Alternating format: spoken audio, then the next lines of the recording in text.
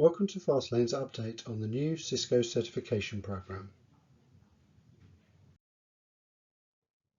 We're here to take you through the key changes to Cisco certifications and the different paths you can take, the brand new DevNet certifications, along with the migration paths for individuals already on their certification journey. Cisco's certification program has recently been consolidated and streamlined to meet fundamental technology changes and market demands, with new certifications available since the 24th of February 2020. One of the key changes has been the removal of the requirement of an active CCNA certification in order to gain a CCNP certification, which we saw with the old model. Under the old model, if we took routing and switching as an example, you needed, as well as having your pass for the root, switch and T-shoot classes, you also needed an active CCNA for that CCNP to be active. Under the new model, you can jump straight in at the CCNP level without the need for an active CCNA, which is ideal for the experienced network engineer looking to start taking certifications, or someone looking to recertify after maybe their CCNA has been allowed to lapse. We'll also talk about continuing education, which comes up on the next slide. We'll talk about recognition for completing training courses, as well as those streamlined certification paths that we talked about. At CCIE level, the specific CCIE written exams are being dropped, and an active CCNP core exam pass replaces that as the prerequisite for taking your lab exam. So no longer do you need the CCIE written exam on top. If you've got an active CCNP with an active CCNP core exam pass, you're ready to go into the lab exam, providing you've got the experience and preparation needed. Another change at the CCIE level is that once the CCIE has been maintained for 20 years continuously, you can apply to gain lifetime tenure. Let's take a look at Cisco Continuing Education. Once certified, in addition to the traditional way of recertifying by taking an exam, there will now be the opportunity to recertify through the Cisco Continuing Education Program. Previously, continuing education was only available at the CCIE level and has been around for a while now, but now it spans all levels of recertification. This program allows individuals to earn credits towards recertification through items such as instructor-led training, online courses, Cisco live training sessions, as well as content authoring. By gaining the requisite number of points or credits at each level, you can recertify within that particular specialization. Anywhere from 30 credits at the associate level all the way up to 120 credits to renew your CCIE. Typically, a 5-day class might gain 30 to 40 credits. So to renew your associate or specialist certification, one training course within the 3 years after certification could be used as the right number of credits to recertify within that area. At professional level, 80 credits would need to be maybe 2 training courses, and so on. You can also at the professional and expert levels use a combination of course attendance or credits along with certification exams.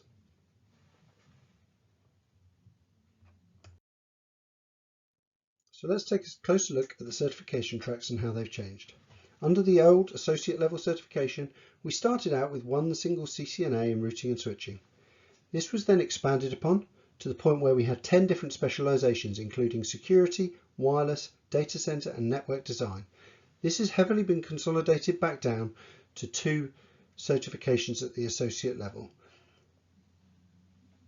The new CCNA certification and course, which is designed to provide foundational knowledge for all support technicians involved in the basic installation, operation and verification of Cisco networks. It covers a breadth of topics including network and security fundamentals, access, IP connectivity, and gives an understanding of programmability and automation. This course is offered as a 5 days in class with 3 days of self-study. There's no need to worry about the self-study being a prerequisite. That can be completed after the course is done. The CCNA CyberOps has changed to the Cisco Certified CyberOps Associate. If you already had the CCNA CyberOps, you've now got that new certification title. And with the new program, we will see a single consolidated exam and single training course, Understanding Cisco Cybersecurity Operations Fundamentals, or CBR Ops, with the first date to test of the 29th of May. Release date of the course is to be confirmed, and if you've already completed one of the 2 current exams as part of the CCNA Cyber Ops, keep going. The last date to test is the 28th of May.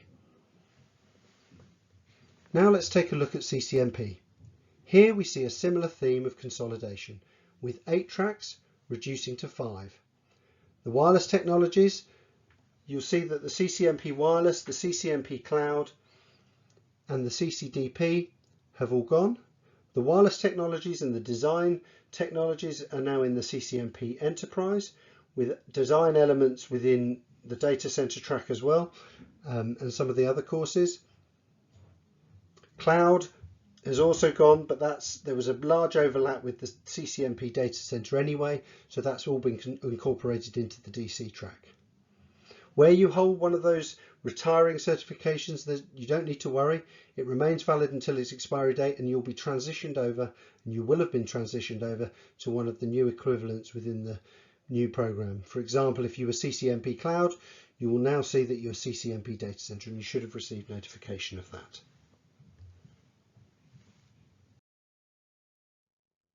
One of the other new changes is the addition of badging.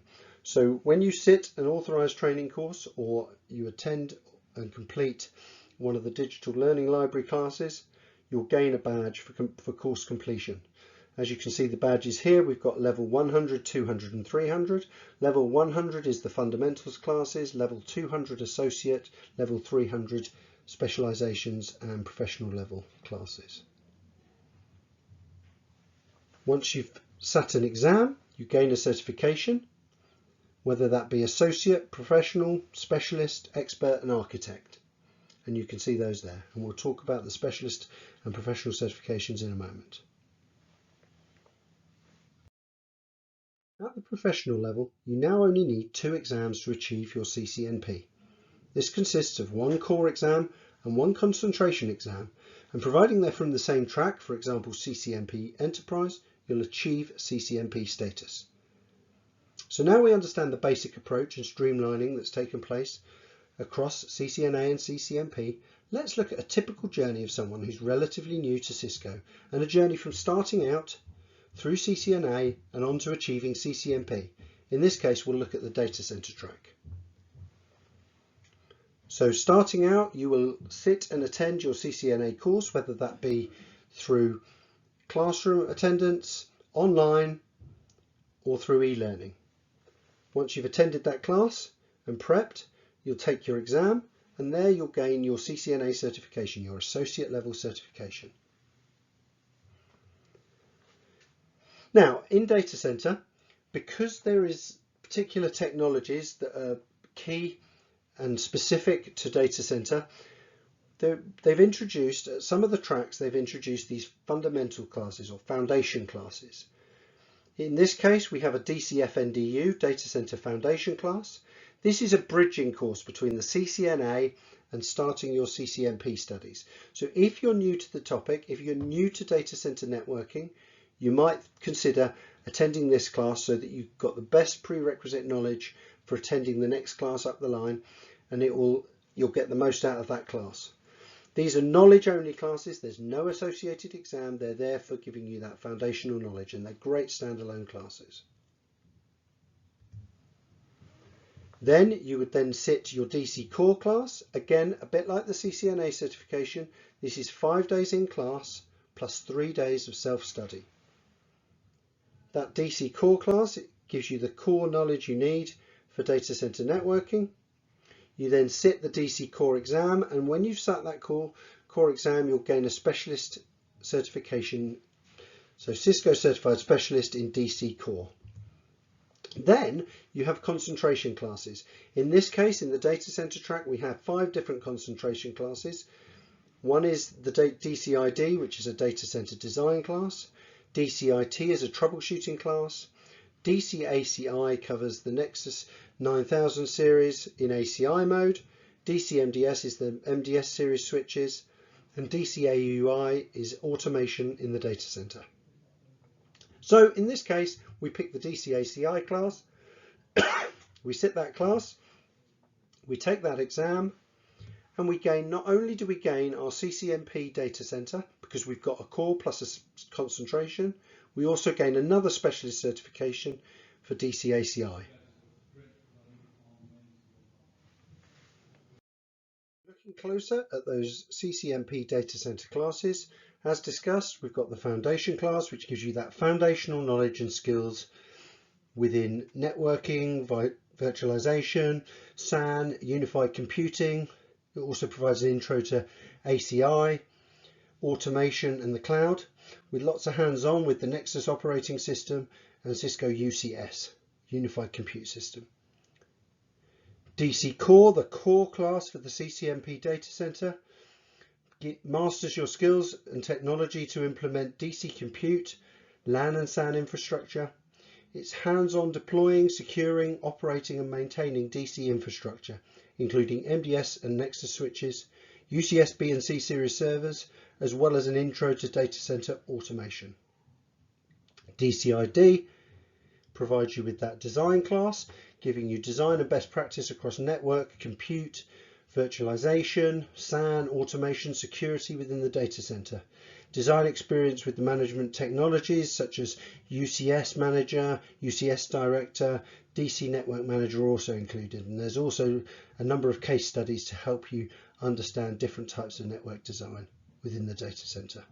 DCIT is the troubleshooting class for data center technologies, so it gives you the methodology and tools to troubleshoot DC LAN, SAN, Unified Fabric, UCS and ACI.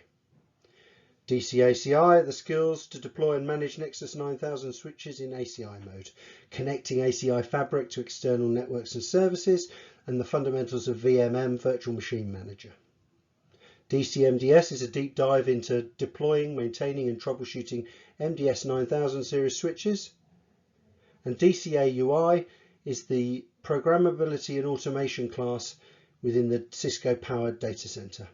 Gives you the ecosystem of APIs, tools, workflows and standards and protocols within programming. Now let's look at CCNP Enterprise. Again, we see a foundation class here. This foundation class, the WFLFNDU, provides you with a good foundational knowledge for Cisco wireless networks. Wireless forms part of the CCNP Enterprise track, and for anybody that's new to wireless, this provides you with a firm grounding, a foundational knowledge of wireless, from the theory to the maths, from antennas, 802.1x, client access and basic troubleshooting. The EN Core, this is the Enterprise Networking Core class, continues really where that CCNA class left off. There's more on routing and switching, wireless principles, introduces some of the other technologies such as software-defined access, SD-WAN, DNA center, multicasting and QoS. Again, 5 days ILT plus 3 days of self-study. You'll see this across all the different core classes in all the different tracks. And then we'll look at the concentrations. We've got the ENARSI class. This is advanced routing for the enterprise network, both IPv4 and IPv6. Teaches you to implement, optimize, troubleshoot EIGRP, OSPF and BGP. It also covers inter-site connectivity with both MPLS and DMVPN. The SD-WAN 300 class is all about SD-WAN, so it effectively does what it says on the tin.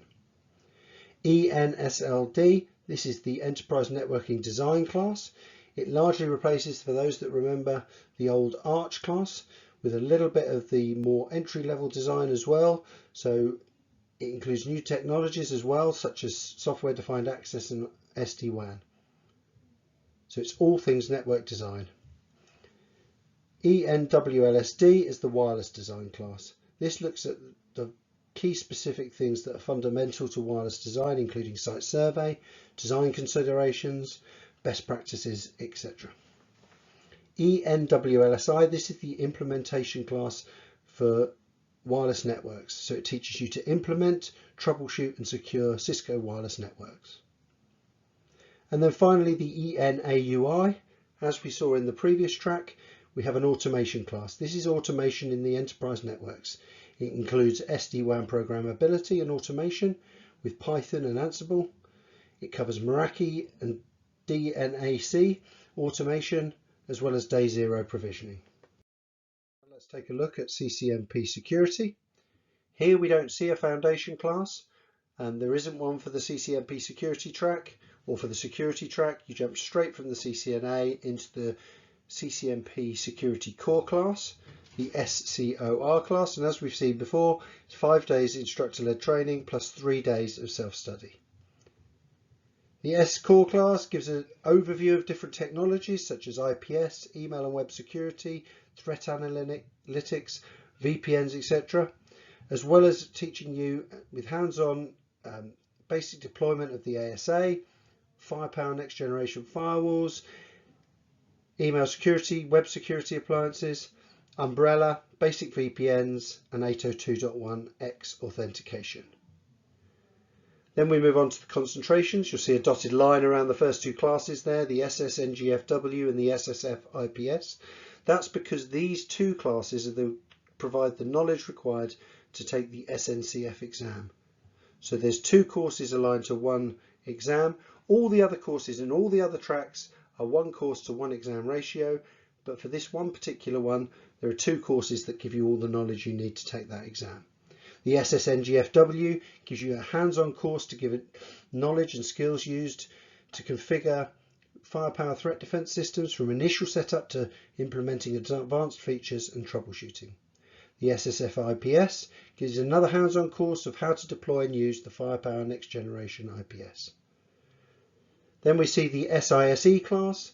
This is all things ISE. This covers the Identity Services Engine and has been around for a little while, the SISE class, and has recently been updated.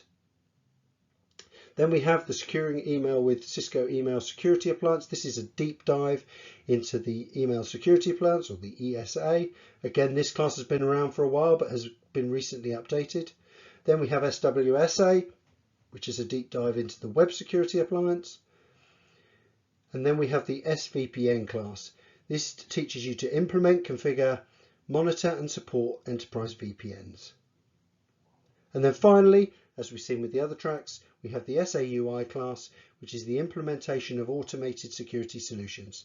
It includes Firepower Threat Grid, AMP, and StealthWatch APIs, and so on. And now we move on to CCNP Collaboration. Here we see a foundation class, the CLFNDU class. This is a 5-day class giving you all those basics of collaboration, the skills and knowledge to administer simple single-site CUCM solutions with SIP gateway, initial management of devices, users, media resources, and maintenance troubleshooting tools. It provides a great bridging course between the CCNA certification and class to attending your core class. So if you don't have that prerequisite knowledge, we highly recommend you attend the foundation class, as it will fill in a lot of those gaps. Again, as with the other foundation classes, this is knowledge only. There is no exam to take, so don't worry about that. This is just providing you with the knowledge you need. And then we move on to the core class, the CL Core. This is the skills and knowledge to implement and deploy core collaboration technologies. It includes design, different protocols, codecs, IOS-XE gateway, call control, QoS, and so on. And then as we move on to the concentrations, we've got the CLICA, which is the Collaboration Applications class. So this covers SSO, Instant Messaging and Presence, Unity Connection, Unity Express, and Jabber. Then we have the CLACCM class, the Advanced Call Control and Mobility Services class. This covers Cube, multi-site CUCM, dial plans, mobility. Then we have the CLCEI class. This covers Expressway, mobile and remote access, or MRA, and WebEx integration. And then finally, we have the CLAUI class, which is the automation and programming class for voice, video, collaboration, conferencing both on-prem and in the cloud. Now let's look at the service provider track. Here we have a foundation class giving you that knowledge but no exam needed, but this gives you the foundational knowledge of service provider environments, from architectures, protocols, software and hardware platforms and solutions within the service provider realm. It covers IOS, IOS-XE, as well as IOS-XR. So it gives you that good foundational knowledge between and bridges that gap between CCNA and the core CCNP class. The SP core class gives us the ability to configure, verify, troubleshoot and optimize next generation service provider networks, both IPv4 and IPv6, using BGP, MPLS, OSPF, ISIS, etc. It includes quality of service as well as an introduction to automation within service provider networks. And then as we look at the concentrations, the SPRI class provides advanced routing with BGP and MPLS, troubleshooting, traffic engineering and multicasting. And the SPVI class is a detailed course covering layer 2 and layer 3 MPLS VPNs for both IPv4 and IPv6 networks. And the SPAUI is the automation and programming class for SP networks, service provider networks. It includes model-driven telemetry, Cisco XTC or IOS-XR traffic controller, Cisco NSO network services orchestrator, Elastic Services Controller and Cisco WAE WAN automation engine. Now let's take a look at that new DevNet certification. Brand new certification, and it validates the skills of software developers, DevOps engineers, automation specialists and other software professionals within using Cisco devices and networks. So as we've seen with all the other tracks, we have an associate level certification, the Dev ASC class and the associated exam. And once you sit that class and take that exam, you'll gain the DevNet associate certification. Then moving on, you've got the Dev Core. So we've got a core class, again, that everybody working towards CCNP needs to take the core class. And when you take that course and take that exam, you gain another specialist certification. And then we move on to the concentrations as we've seen before, so you can see the same theme applying. The first 5 courses you see there, the ENAUI down to the SAUI, those are those automation classes within those different technology tracks like enterprise networks, data center, service provider and so on. And then we've got 3 new classes there, the DevOps, the DevIoT and the DevWBX. We'll come on to what those cover in a moment. But we choose one of those classes, in this case the DevOps class. We take that associated exam and we gain that DevNet professional certification, as well as gaining another specialist certification. So let's take a look at those courses in a little bit more detail. We've got the Dev ASC class, the developing applications and automation workflows using Cisco core platforms. This gives you basic automation workflows across network, security, collaboration and computing infrastructure using APIs and modern development tools. Then as we move on to the core, we've got the Dev Core class. This continues where Dev ASC left off. It includes securing applications and system data, deployment, a deeper dive into APIs and development tools.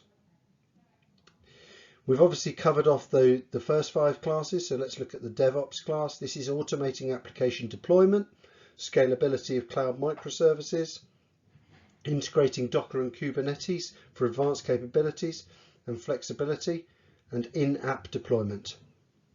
Then we have the DevIoT class. This prepares you to develop IoT applications for Cisco IoT Edge Compute and network architectures. It covers Cisco Field Network Director and Cisco Kinetic. It covers management tools, designing, deploying and troubleshooting edge applications. And then finally we have the Dev WBX class. This is working with WebEx APIs, WebEx Teams programmability and so on.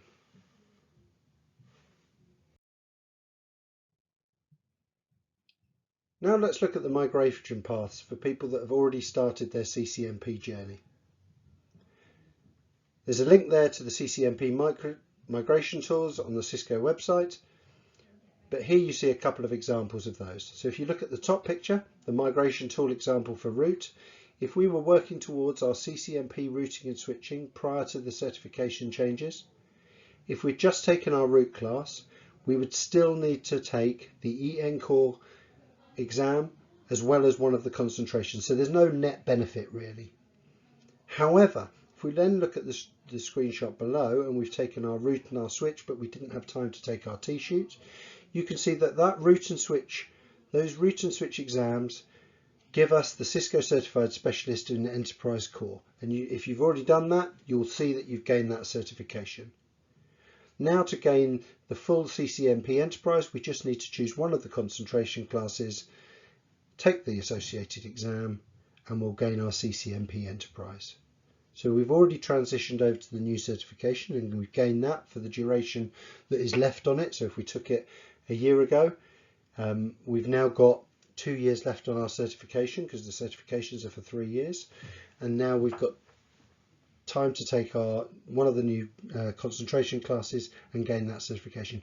If we already had CCNP routing and switching, you'll see that you've gained, not only have you gained the Enterprise Core Specialist certification, the Enterprise Advanced Infrastructure implementation, which comes from the ENA-RSI, but also the CCNP Enterprise. So we've gained 2 specializations and a professional level certification. And we've been migrated across to those again for the duration that is left on our certification until it expires. There are a number of different ways to learn and gain the knowledge required to take those associated exams. One option is to attend instructor-led training, where you can attend a classroom event, where you have access to fellow students within the classroom and have additional discussions, as well as access to our subject matter experts delivering the training. You can also attend this same classroom event as what we call a flex student. So this is somebody attending a classroom event virtually, which means they get all those benefits of attending the class with fellow students, but from the comfort of their own home, or we have pure virtual events as well. These are all instructor-led events with authorised trainers. Alternatively, we can look at digital learning. If you're a fan of e-learning, this can either be done by course, where you get 180 days access to a particular course, 180 days from the moment of activation, or alternatively you can look at the Platinum Learning Libraries. These are a subscription-based offering, so you get 365 days subscription, either to a technology area such as data center, where not only will you get access to the associate and professional level training classes that are needed to achieve those certifications, but also loads of additional product and technology trainings as well. So these are really good for keeping you up to date on the latest technologies. There's also an all access pass for this. This gives you access to the full portfolio of offerings. So from CCNA to CCNP in all the different tracks, as well as all those product technology trainings as well.